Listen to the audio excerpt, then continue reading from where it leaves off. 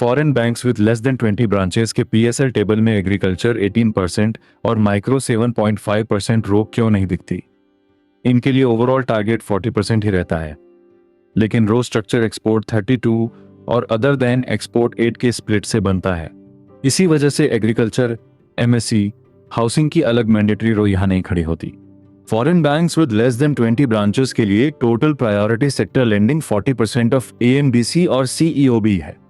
एएनबीसी और सीईओबी में जो फिगर हायर होगा वही डिनोमिनेटर बनेगा, इसलिए टोटल टारगेट वही 40% रहता है, चाहे बेस फंड बेस्ड एक्सपोजर से आए या ऑफ बैलेंस शीट एक्सपोजर से। इस 40% के अंदर एक्सपोर्ट क्रेडिट मैक्सिमम 32% तक काउंट हो सकता है। इसका सीधा मतलब है कि पूरा 40% एक्सपोर्ट क्रेडिट से पूरा नहीं किया जा सकता। कम से कम 8% lending other than export credit में दिखानी पड़ेगी, इसलिए 32 और 8 सेम 40% के अंदर कैप और फ्लोर की तरह काम करते हैं। फॉरेन बैंक्स बिलो 20 ब्रांचेस में एग्रीकल्चर, एमएससी, हाउसिंग जैसी कैटेगरीज खत्म नहीं होती, लेकिन इनके लिए अलग मैंडेटरी सब टारगेट प्रिस्क्राइब नहीं है। कंप्लायंस टेबल में सेपरेटली ट्रैक्ड रोज सिर्फ एक्सपोर्ट क्रेडिट और अदर देन एक्सपोर्ट क्रेडिट की है, इसलिए एग्रीकल्चर 18% जैसी रो इस बैंक कैटेगरी पर अप्लाई नहीं होती। डोमेस्टिक बैंक्स और फॉरेन बैंक्स विद 20 और मोर ब्रांचेस की टेबल में एग्रीकल्चर, वीकर सेक्शंस और माइक्रो एंटरप्राइज रोज अलग खड़ी रहती हैं।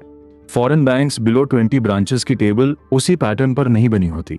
यहाँ सेपरेटली ट्रैक्ड स्ट्रक्चर एक्सपोर्ट 32 और अदर देन एक्सपोर्ट 8 का है, जबकि डोमेस्टिक साइड पर एग्रीकल्चर लेड सब टारगेट रोज दिखती हैं। फॉरेन बैंक्स बिलो 20 ब्रांचेस के लिए फाइनल रूल एक साथ पढ़िए। ओवरऑल पीएसएल टारगेट 40% है, बेस हायर ऑफ एएनबीसी और सीईओबी है। एक्सपोर्ट क्रेडिट मैक्सिमम 32% तक काउंट होगा, other than export credit minimum 8% रहेगा, और एग्रीकल्चर, एमएससी, हाउसिंग की सेपरेट मैंडेटरी रो नहीं बनेगी।